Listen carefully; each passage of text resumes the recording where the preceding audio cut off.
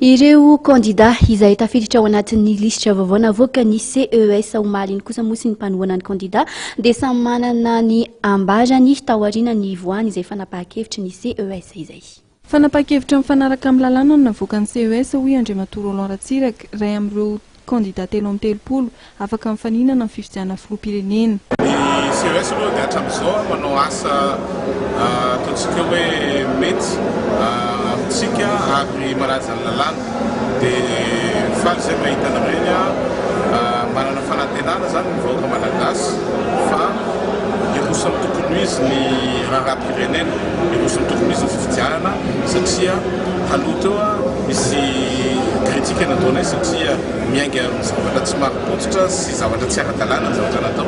Ankehitriny zany manao zavatra ara-dalàna zao dia miarabany CES zay mandray fanapahan-kevitra ho an'ny firenena malagasy. Ho an'ny Général manana fijeriny izay mpiaradia amin'ny kandidà Tabirarandriamanantsoa kosa dia nanamafy ny tokony hanaovana fifidianana lalam-pandrenana meloa izay nambara mifafototra ahafana mametraka repoblika faha-4 mari-potitra. Io zany navoakan'ny CES vaovao io aloha na zanaty zany tsara ihany verenana ny mikasika an'io CES vaovao sy ny CES taloha. Ho anay zany dia gaga ihany izay ny fanoloana an'ireo membre ny CES taloha ireo nefa tsy voalaza ary tsy absent avoaka malagasy izay manana zo ahafatotra zavatra marina. Raha ohatra ka misy fahadisoana ireo membre CES taloha dia tsaratsara mpahafantarina avoaka inona ny fahadisoana nataony tamin'izany fotoana izany.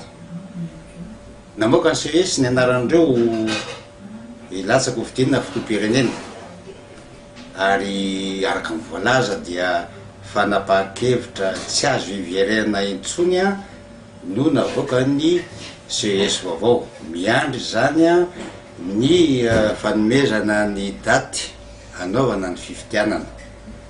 Ho anay ato nefa ny naifaniana izy izay amin'izany fifidianana filoham-pirenena izany dia ohatran'ny sahiratsanay ihany eo amin'ny tsy fametrahana ny fototra satria rehefa manao trano ianao ny fototra natao tsara orona zay vao manao any amin'ny tafo ary izay no niresahana foana hoe petrao aloha ny lalàna fototra ahafahana mametraka tsara ny repoblika tena repoblika.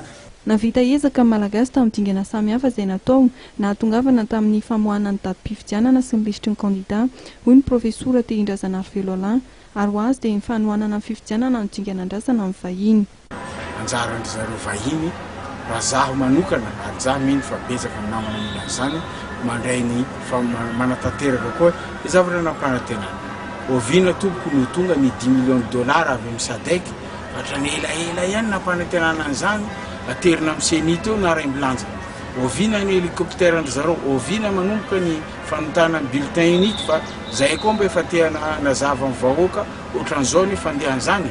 Izy moa ny teny hoe 10 andro any dia efa ho vita manantena zany zay amin'ny herinandro ambony dia efa ho hisy vao planina nanatitra bulletin unique zany ety dia farafaratsy ny kandidà rehetrarehetra dia tokony ahazo.